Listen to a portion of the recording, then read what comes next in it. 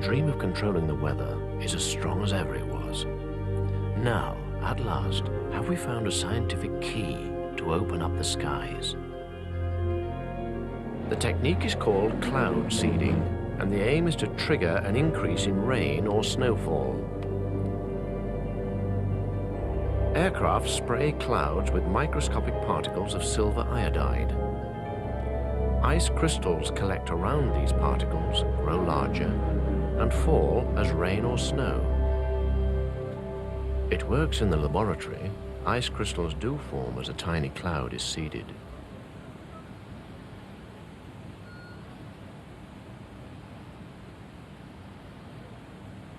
In a real cloud, depending on the temperature, snow or rain should soon follow.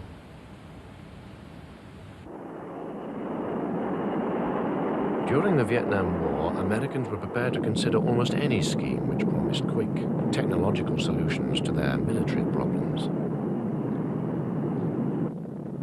Could they bring the enemy's supply columns slithering to a stop? They flew more than 2,000 cloud seeding missions over the Ho Chi Minh Trail trying to find out. During the Vietnam War, the United States seeded the clouds over the Ho Chi Minh Trail, which was a path that the North Vietnamese took down to South Vietnam to invade the country. And they thought they would make it muddier, make it harder for them to bring their supplies in. And as it was pointed out, none of our spies had rain gauges, so we don't really know whether it worked, but it was done anyway in the belief that it would work. Tornadoes and hurricanes were other obvious targets for weather modifiers. If cloud seeding made them give up their energy before they struck, lives and property would be spared.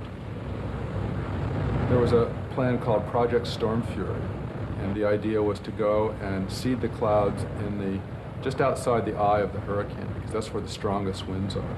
And if you can seed them and make it rain, that will take the energy out of these winds and make the eye get bigger, and then the maximum winds will be less.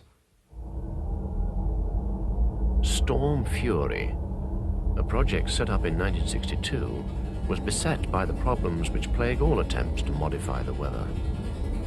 How to be sure that what happens wouldn't have happened anyhow, and how to control the forces which may be unleashed. What if we had seeded a cloud, a hurricane, and it all of a sudden turned and went right over Havana? What if it would have done that anyway? Hurricanes are so variable that you have to seed a lot of them and see how a lot of them change, and take ones that you don't seed and compare them to, and that's the same problem with clouds. Clouds are so variable that if you do it once and it grows, you can't tell whether it might not have done that anyway.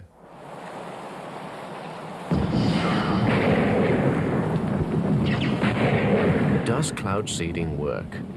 It's too soon to tell with certainty, but the stakes are so high that no one wants to give up yet.